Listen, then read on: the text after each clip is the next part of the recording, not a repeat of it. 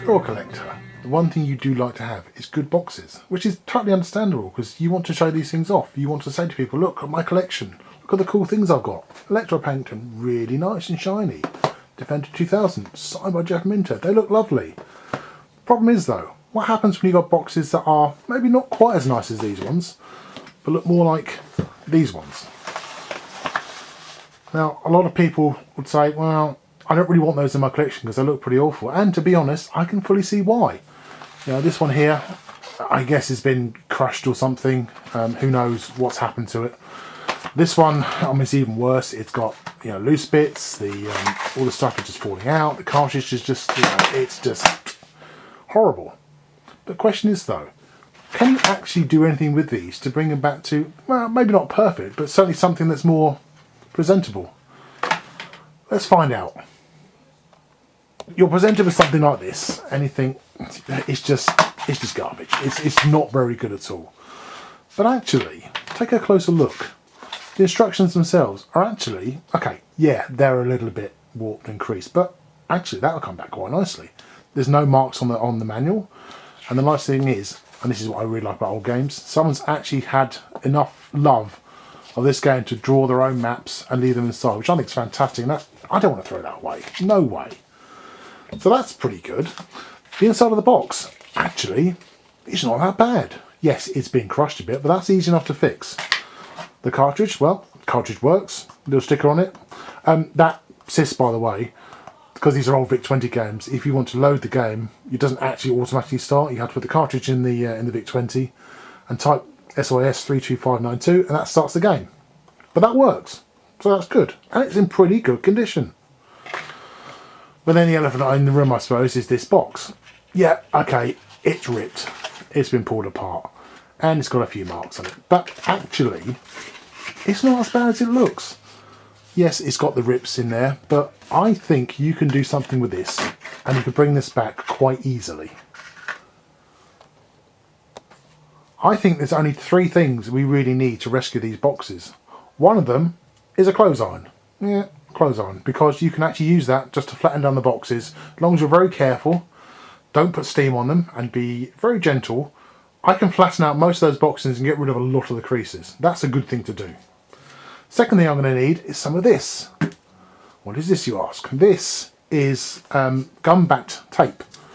Look on the back here, it's shiny, and that's water-based adhesive. It's actually used for the back of picture frames. If you look on a picture that's been framed, you'll see on the back, between the actual backing and the frame, it'll be sealed with this paper tape. That's what this is. Very, very cheap and very, very good. The other thing is some cheap carpet tape, just like this 3M tape here. This is really good because it's very strong. As you can see, I've actually used this for lots of things. It's very strong, very sticky, but if you want to, that's actually not that difficult to remove from a box if you screw it up, or you actually want to use something else to stick the box back together with. Useful stuff. What I would absolutely recommend you don't use is PVA glue, and there's a good reason for this. The problem with PVA glue is it's water-based, and you're putting water on cardboard. Now, water on cardboard are never good bedfellows. If you put this on your box, you are going to ruin it. You're going to make a horrible mushy mess. It's not going to stick together very well. Just don't use it. So for what we're going to do with this box here, these 2 items should be everything we need, plus the iron, to bring this back to a reasonable state. So let's get started.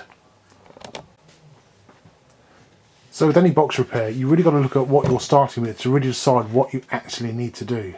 Now, I could go 2 ways with this.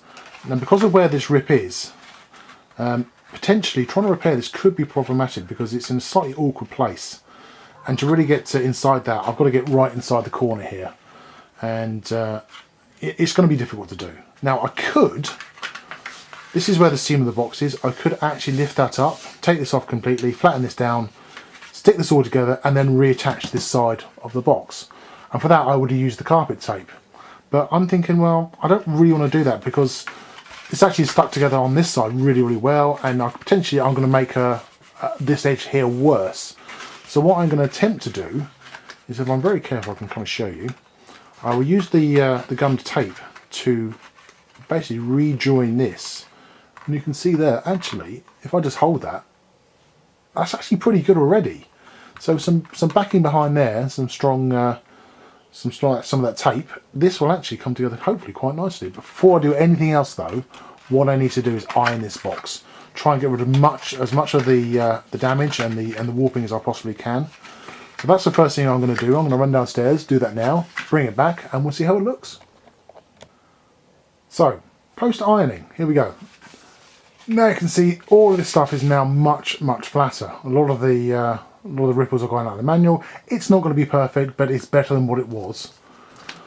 The inside now is all nice and flat, and the outside of the box, as you can see, is now quite a lot flatter, and a lot of the big creases are now gone from the box. Really key thing though, if you're going to use an iron on one of these boxes, you're quite happy to iron on this side. Do not use a steam iron though, or if you use a steam iron, turn the steam off. You're quite happy to do this side of the box, and you're quite happy to do that side of the box, i.e. the stuff that's not got the plastic coating on it. For this side, for that side of the box, and especially for the manual, do not iron directly on these. Put a tea towel or cloth or something over the top of this and iron through that. Don't leave the iron in one place for too long, because you will melt the plastic that covers this manual. But as long as you're careful, you can get some pretty good results. So the next thing is, let's actually start repairing some of these items. So this inner part here, as you can see, it's actually in pretty good shape, and I could just bend these back and have a box that was pretty much as it was before. The problem with this though, and I think this is the problem with a lot of these boxes, this is kind of semi-structural. So this is actually inside this box here, giving this box support. So if this is flat and not very well supported, the problem is you're going to start maybe putting this down, you'll put something on it, you'll squash this, and you'll squash this box you've just freshly repaired. So what I suggest you do is, with these boxes, what you can do is, if you put a little bit of support in the corner here, so this actually holds this bit here, this makes this much more rigid. It also makes it as well that it gives a lot more structural support to the box that's inside. So what I'm going to do now is get rid of this. I don't need that for the time being. And this box here, I'm going to start putting some corners in this to actually make it a little bit stronger. Okay, so to do this box corner, what I'm going to need is iron scissors, my tape, and a little bit of water. Now the water is to moisten the tape. Obviously, as I said before, this has got gum on this side, which you can see it's shiny. Now you could lick this, and if you like tasty glue, go for it.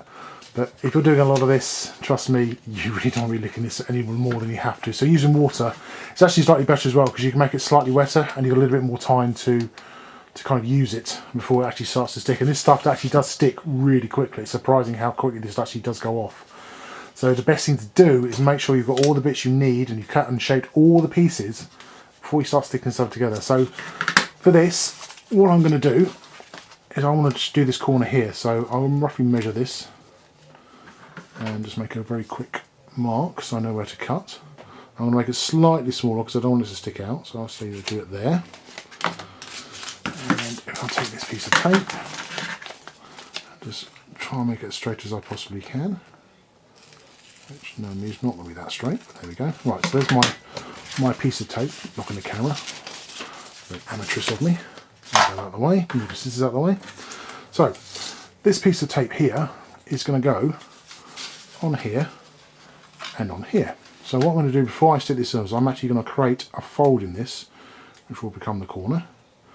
And I'm folding this so the gummed side is going to be on the outside, or this side as you look at it. So when it's put into here, the gum side will sit in there and stick this whole lot together. So, ready to do this. So I'm just going to make it slightly moist.